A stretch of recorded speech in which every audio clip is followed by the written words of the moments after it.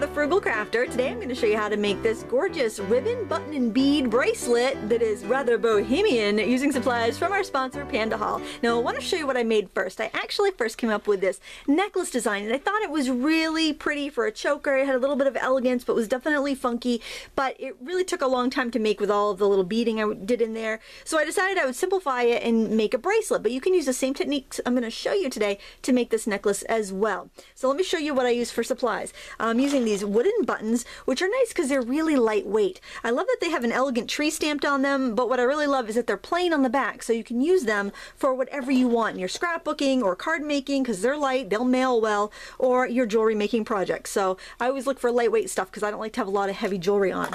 I'm using some of this beautiful satin ribbon and also some of this organza ribbon. Now it's mailed to you on these styrofoam spools because that's super lightweight and they come in these bags, so you probably want to keep them in the bags and feed out the ribbon as you go. Otherwise it's going to unravel on you like this, which is which is not a big deal. I'll just re-spool it, but just to let you know if you order some of this. And I'm going to use ribbon ends, and these are the 1-inch long ones.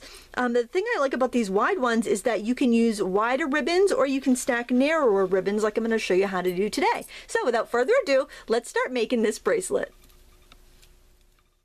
To begin, I cut 6 pieces of ribbon, 3 of each design. I wrapped it around my wrist and added about 1 inch to make sure I'd have plenty for this project, because we're going to have to do a little trimming as we go.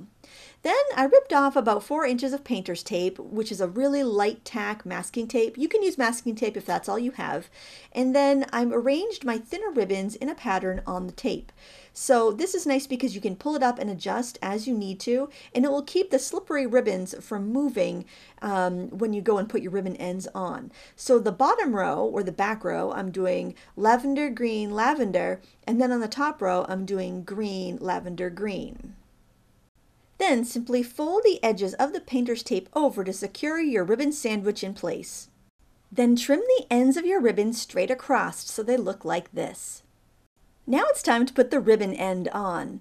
I find with really thin sheer ribbons like this, it's hard for the metal ribbon ends to grab, so what I do is put a little bit of glue in the metal ribbon end before putting the ribbons inside. You could use fabric tack or bead it or jewel it glue if you don't want to use hot glue. Just be careful if you use hot glue not to burn your fingers.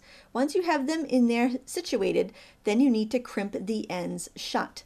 If you're using a thicker ribbon, you won't need the glue, but the glue will definitely help with the thinner ribbons. I'm using nylon jaw pliers for this so I don't scratch my ribbon ends. Once the crimp is secured, remove the tape and repeat on the other side. Now we can embellish our bracelet with buttons and beads if you like. I've laid out 5 buttons that I think would be pretty on this bracelet, and I've loaded a big-eyed needle with some quilter's thread.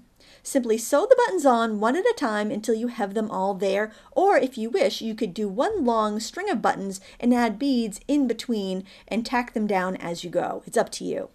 Now we need to add jump rings to the ends of our bracelet. Use split ring openers to open up a split ring and then slide it on to the end of your ribbon end, right on the little loop there, and twist it on with your fingers. Do that for both ends. Now you're ready to add the beaded chain. So what you want to do is use your round nose pliers to open up the loop on the end of your beaded chain. I'll put a link in the video description so you can find that, and then slide it on to your split ring and close the link back up.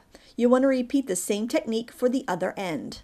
Now all we have to do is add the clasp. I'm using my split ring openers to open up that split ring one more time, and I'm sliding on the loop end of my toggle and then just twisting it on with my fingers.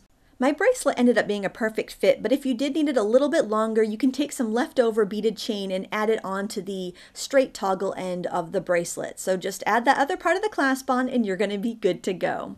And that's all there is to it, a pretty little bohemian bracelet that you can whip up in an afternoon. And don't forget to try making the necklace to match. It was so much fun to do. I want to thank our sponsor Panda Hall, who is now offering free shipping to the United States and the UK through their Amazon stores. I'll put links below if you want to find some of those products.